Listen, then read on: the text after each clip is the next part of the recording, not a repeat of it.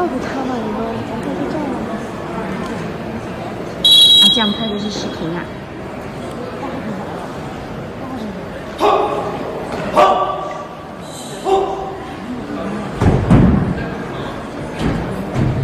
现在在场上比赛的是八极拳与传统南拳。八极拳是中国武术中的一种传统拳术。该拳法的八极一词源于古代的地理概念，而八极一词用在武术当中极于一极，发劲可达四面八方极远之地。南拳又称南方拳，是明代以来流传于南方的一种拳术的统称。